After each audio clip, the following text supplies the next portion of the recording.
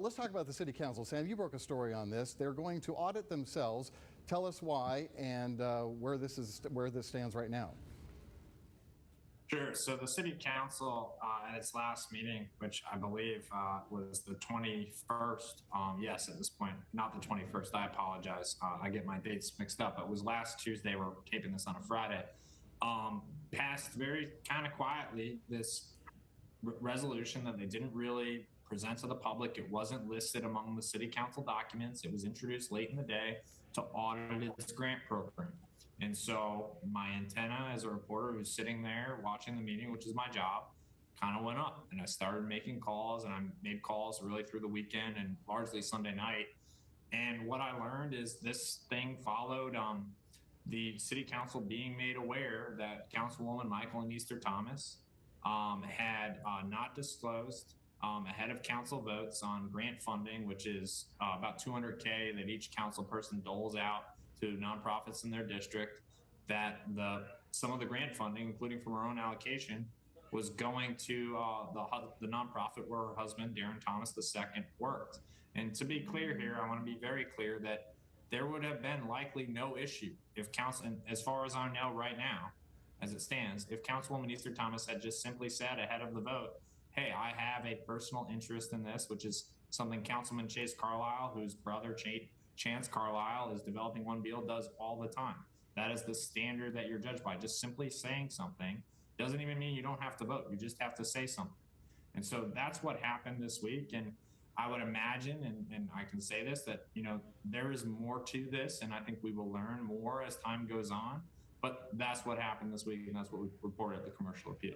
Which brought to light this stipend that every city council person seems to get. Shelby County commissioners do the same thing, and how they can pretty much spend at the will. It's kind of a back scratching thing that goes on there. Deidre, what's your read on whether these kinds of grants, that it's up to the discretion of the city council person, whether that's even appropriate when you're talking about taxpayer dollars? You are talking about taxpayer dollars, Richard, but if it's going back into the community and it's tightly monitored, then I could see why the commission and the city council would want to do that, especially if all of them are voting on it. It's something that's relatively new, though. I mean, I think in the last 8 to 10 years, they've had this as an option for the council and the commission, but it really needs to be monitored. And just to bring up the county commission briefly, Edmund Ford Jr. has got in hot water over this very issue. No question about it, involving junior achievement, and whether it was appropriate for him as someone who was involved in sponsoring a grant and then turned around and sold equipment to junior achievement. That was under investigation, and I don't know if that is going to go anywhere. But it is something that's a problem. I'll go back to how Sam was describing this. And Sam, you did a great job with your journalistic antennas going up, because there was a reason that they did this quietly. I think that the full council, or at least some on the council, knew that her husband, Michael and Easter Thomas's husband, worked for this company and probably should have said something. But certainly it was incumbent upon her to disclose this, and she didn't. That's an ethical violation here. And I know you didn't go quite as far as I'm going to go here. I believe that there's probably a deeper investigation that goes even beyond the audit. But an investigation into whether there was any criminality here. I'm not saying that it was, but certainly that needs to be looked into, because at the very least it was an error in judgment, and at the very worst there could be some culpability here from a criminal standpoint. Potentially federal, honestly. Absolutely. Sam, do you have anything to say about that, or is it too soon?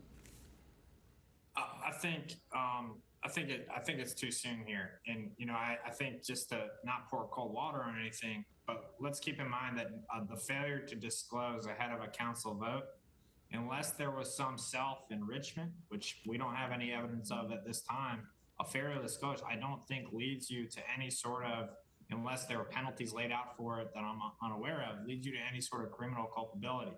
And so, we have to be careful here of this. Here was at what we have right now, on October 28th, 2022, it's just a failure to disclose. So we should be careful, because we don't know. It doesn't look good, but at the same time, we don't have any evidence at this time that this was going to communities and schools in Memphis, which is designed to lower the dropout rate and does very important work in the community. We don't have any, reason to believe that the Easter Thomas family and the Thomas family was benefiting from this in any way. And so it just was simply a failure to disclose at this point. Okay. All Well, right. and I agree with that. I mean, I'm not saying that there was any criminality here, but I'm saying it probably is worth looking at. And at the very least, there was an ethical lapse in judgment here. While we're talking, go ahead, Deidre. And I think she still needs to get an attorney because you don't know how deep this is going to go. And I'd rather for her to be safe than sorry on this.